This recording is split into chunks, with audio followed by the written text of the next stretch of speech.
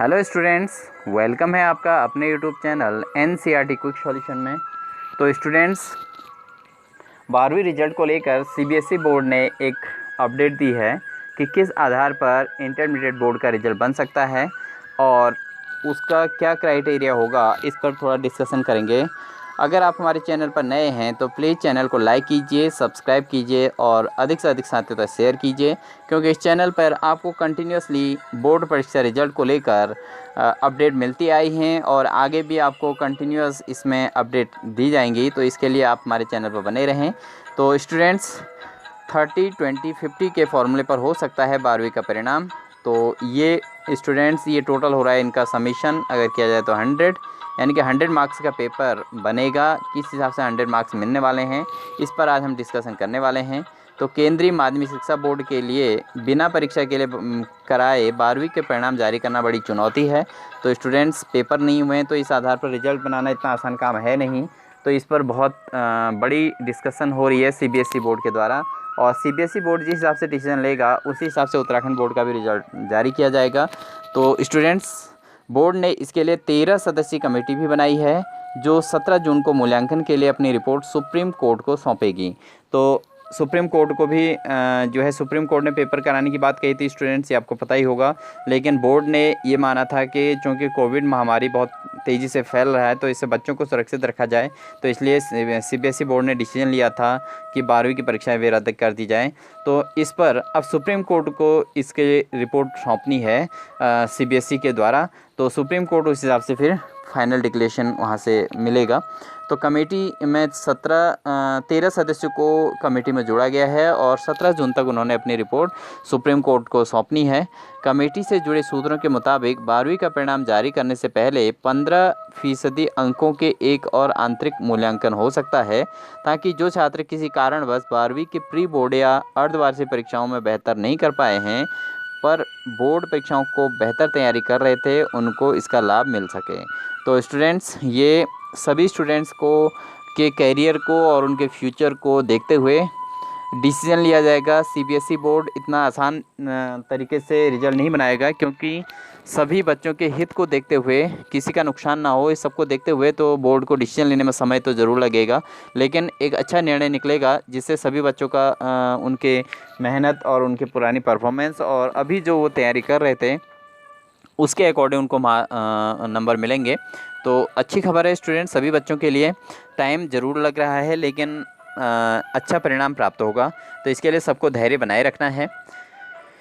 हालांकि अभी यह स्पष्ट नहीं है कि इस मूल्यांकन का आधार क्या होगा। तो 12वीं के परिणाम जारी करने के लिए सीबीएसई 30, 20 और 50 के फॉर्मूले के आधार पर मूल्यांकन कर सकता है। इसमें 10वीं के 30% अंक और 11वीं के 20% अंक और 12वीं के 50% अंकों को शामिल किया जा सकता है। तो स्टूडेंट्स देखें, ये बहुत अच्छी बात है कि इसमें 10वीं के अंकों को पूरा क्राइटेरिया नहीं लिया गया है, पूरा माध्यम 10वीं के अंकों के आधार पर नंबर नहीं दिए जाएंगे, वहाँ से 30% के आधार पर अंक दिए जाएंगे।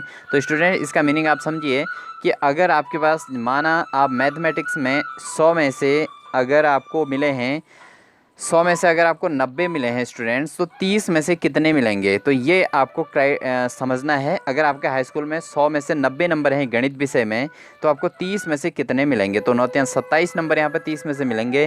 तो इस तरीके से आपका हिसाब बनेगा। तो यही सभी विषयों में होगा, यानी कि आपके 10th में जिस हिसाब से नंबर होंगे आपको उस नंबरों को देखना है और उन नंबरों का 30% निकाल देना है। ठीक है स्टूडेंट। तो ये है, जैसे अगर किसी के 100 में से 90 हैं तो 90 9 × 27 यानी कि 30 में से उसके आएंगे 27 नंबर। तो आप अपने हिसाब से इसका कैलकुलेशन कर सकते हैं स्टूडेंट। ऐसे ही 11वीं के 20%, यानी कि 11वीं में अगर किसी बच्चे के 100 में से 80 नंबर हैं तो उसका 20% आपको निकाल देना है। ठीक है। तो ये हैं ये अंक आपको वहाँ से मिलेंगे 20 में से, और 12वीं के 50% अंकों को शामिल किया जा सकता है। तो स्टूडेंट, बहुत जगह इसमें क्या हुआ था कि अर्धवार्षिक परीक्षाएं भी हुई थी और प्री बोर्ड परीक्षाएं भी हुई थी। तो ये सारे माध्यम हैं जिनके आधार पर भी मूल्यांकन होना है। और साथ ही साथ बोर्ड का ये कहना है कि कुछ बच्चे जो है प्री बोर्ड या अर्धवार्षिक परीक्षा में बेहतर नहीं कर पाए हैं, तो उनको क्या है कि वो बोर्ड परीक्षा की तो अच्छी तैयारी कर रहे थे, लेकिन इसके लिए हो सकता है कि 15% अंकों के लिए आंतरिक मूल्यांकन हो सकता है दोबारा। ठीक है स्टूडेंट। तो ऑनलाइन ऑफलाइन कैसे भी हो सकता है, ये सरकार का अपना नियम रहेगा, जिस हिसाब से डिसीजन लेगी CBSE उसी हिसाब से होगा।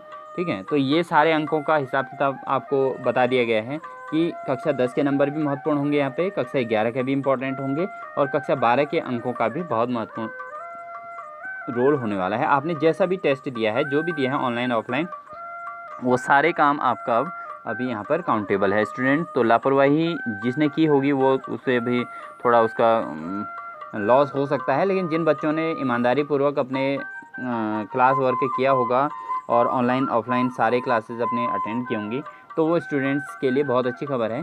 कम मेहनत में अधिक स्कोरिंग हो सकता है। तो सूत्रों के मुताबिक कमेटी 11वीं के 20% अंक को ही जोड़ने के पक्ष में है, क्योंकि 11वीं में छात्रों के सामने कई समस्याएं होती हैं।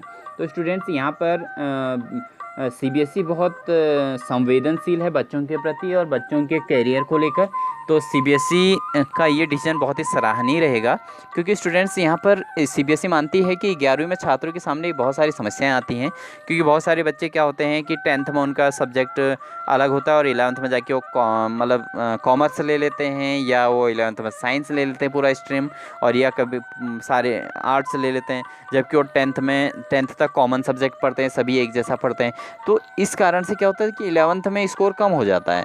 तो 11th में स्कोर कम हो जाता है, तो इस पर भी CBSE मनन कर रही है। तो बहुत अच्छा डिसीजन है, क्योंकि यहाँ जो कमेटी बैठती है स्टूडेंट्स, वो 13 सदस्यीय कमेटी है और बहुत विद्वान लोग बैठते हैं, अच्छे वेल एजुकेटेड लोग बैठते हैं, जो हर बच्चे की साइकोलॉजी को जानते हैं, उनका मानसिक स्तर और उनका हर क्लास के अकॉर्डिंग उनके वो डिसीजन लेंगे।